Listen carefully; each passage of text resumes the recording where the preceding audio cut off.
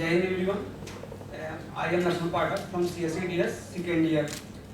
जैसा कि मैंने पहले शुरुआत में जब क्लास में हुआ था कि ह्यूमन वैल्यू की क्लास स्टार्ट होगी, तो पहले क्या था कि हमारे क्लास में परसेप्शन बना हुआ था कि ह्यूमन वैल्यू की क्लास है क्या। हम लोग जैसा कि टेक्निकल चीज़ों से जुड़े हुए हैं, टेक्निकल चीज़ों से जुड़े होने के कारण हम लोग तो केवल टेक्निकली चीज़ों को सोच रहे हैं कि हाँ हमें कोडिंग करनी है, हमें ये करना है, हमें वो करना है, लेकिन बाय द वे हमें लाइफ को कैसे कंटिन्यू करना है हमने ये नहीं सोचा कभी लाइफ में। लेकिन जैसे हमको कंटिन्यूटी चाहिए तो हमें ह्यूमन वैल्यू जैसे कुछ सब्जेक्ट पढ़ना होंगे, स्पिरिचुअलिटी के साथ जुड़ना होगा ताकि लाइफ को लंबे समय तक सस्टेन करें। लेकिन मेरा शुरुआत में आने का ये मोटिव था कि मैं एक सर्टिफिकेट लूँगा, एक तो मोटिव तो था ही। लेकिन जैसे कि मैं यहाँ आया था अपने ऑब्जर्वेशन को इंक्रीज किया, ऑब्जर्वेशन इंक्रीज करने के बाद और मेरे को ये डिफरेंस समझ में आया कि what is difference between conclusion and observations. पहले ये क्लैरिटी आई, क्लैरिटी आने के बाद मैंने और चीज देखा कि ऑब्जर्वेशन अवेयरनेस तो मेरे अंदर आ रही है, लेकिन अवेयरनेस में कैसे रियल लाइफ में आप कैसे उसको इवैल्यूएट कर रहे हो कि ये ऑब्जर्वेशन है या फिर क्या है। तो मैंने अवेयरनेस में ये देखा कि मैं जो चीज अपने कर रहा हूँ डेली लाइफ में, लेकिन मैं उसको गौर नहीं कर रहा हूँ। मैं एक सिंपल एग्जांपल दे रहा हूँ। 2 दिन पहले ये हुआ था कि मैं अपने बाथरूम में गया था, लेकिन बाथरूम में क्या था कि लाइट नहीं थी, तो लाइट न होने के कारण बाथरूम में लाइट नहीं जल रही थी। मैं गया बाथरूम में, स्विच ऑन किया, फिर ऑफ किया, फिर मैं चला आया। लेकिन वो जो हैबिचुअल चीज़ें बनी हुई है, लेकिन उसको हटाने के लिए हमें कुछ टाइम चाहिए। जो हमारे निगेटिव है, जो पॉजिटिव है वो ऑलरेडी बनी हुई है। तो उसी तरह हमें कुछ चीज़ें हैं जो एक्टिविटी हो हमारे अंदर पहले से आनी चाहिए। और हमने यहाँ पे एक्सरसाइजेस की, जैसे कि ब्रीदिंग एक्सरसाइजेस हो गया, उसके बाद आसन के निद्रासन किया। उसके बाद जब हमने निद्रासन किया तो एक चीज मेरे को रियलाइज हुआ कि हम अपने बॉडी पार्ट को कितना जल्दी सेंस कर रहे हैं। कि हम जब निद्रासन कर रहे हैं तो हम अपने टो को इतना सेंस कर रहे हैं, लेकिन जो पार्ट हार्ड है हमारे बॉडी पार्ट में वो उसको सेंस करना थोड़ी मुश्किल हो रही है। लेकिन जैसे कि हम लोग अपने ब्रेन पार्ट में जा रहे हैं, जो हमारे आंखों के हो गए, जो सूक्ष्म ऑर्गन हो गए, जब हम उनको रियलाइज करने की जब कर रहे हैं तो हमें अच्छे सेंसेस हो रहे हैं। यहाँ तक कि हम निद्रासन में अपने बालों को एक बालों को सेंस कर पा रहे हैं कि वो कैसे हिल रहे हैं, क्या उनमें मूवमेंट हो रहे हैं। उसके बाद जो हमने ब्रीदिंग एक्सरसाइजेस की तो हमने अपने नोजल पे जो रिस्पिरेशन के प्रोसेस हुए हमने वहां तक उसको ऑब्जर्व किया। और ऑब्जर्वेशन का जो एक एक्सटर्नल फैक्टर भी है, जैसे कि हम ऑब्जर्वेशन को देख रहे हैं तो हम उसमें ये ऑब्जर्व कर रहे हैं कि एक्सटर्नल फैक्टर यानी कि हम क्या खा रहे हैं और कैसे लाइफ स्टाइल को जी रहे हैं।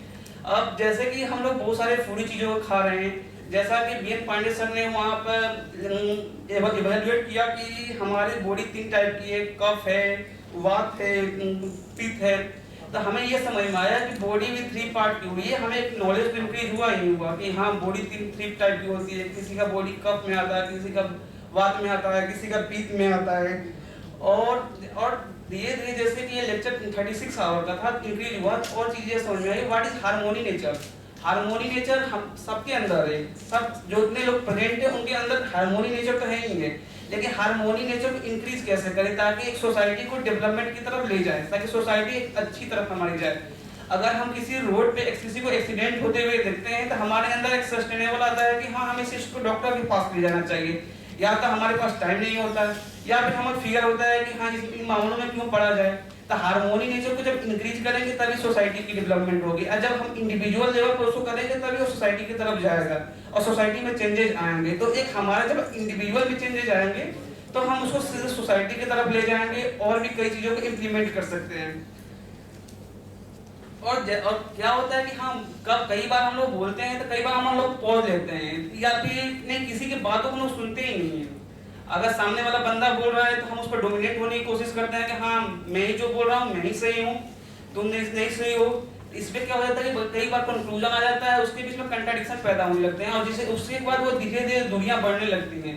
तो पहले की तुलना में मैं अब थोड़ा पॉज लेना स्टार्ट कर रहा हूँ ताकि उस बंदे की काला में चीज़ों को समझूं कि हाँ ये बोल क्या रहा है, और बोलने के पॉज तो ले ही रहा हूँ। उसके बाद हम अपने एजम्पशन में पहले से हमारे अंदर जो एजम्पशन बने हुए थे कि हाँ ये लोग ऐसे ही होते हैं या फिर ये आदमी ऐसा ही है, उस एजम्पशन को मैंने खत्म किया कि नहीं अब इसको नए तरीके से स्टार्ट करता हूँ।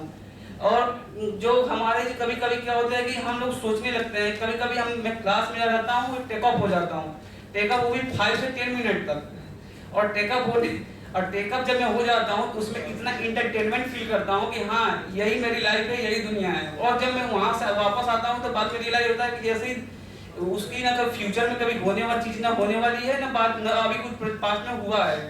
तो उन सब टेकअप से हमको ये समझ में आया कि हाँ इन सब चीज़ें निकलने के लिए एक ह्यूमन वैल्यू की क्लासेस हैं या फिर ह्यूमन वैल्यू है या फिर इसके वर्कशॉप है, तो ये हमारे लिए बेनिफिट है ताकि हम लोग टेकअप से आउट आए।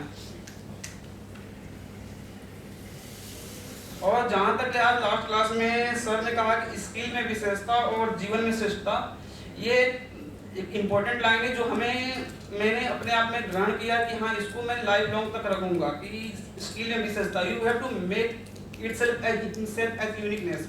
अगर हम जितना अपने यूनिक को अपने अंदर को ज्ञान को और भी यूनिक बनाएंगे तो हम लोगों में एक ऊपर तो निकल के आएंगे कि हाँ 1000 लोगों में मुझे एक यूनिकनेस तो मिलेगी, लेकिन हाँ हमें तो जो नीचे के लोग हैं उनको भी तो अपने चीज़ों से उनको प्रभावित करना है ताकि वो भी लोग यूनिकनेस में आए। तो अपने जीवन में एक श्रेष्ठता बनानी पड़ेगी और ताकि तभी एक पूरा होल सोसाइटी एक हार्मोनी की तरफ आएगा। That's thank you.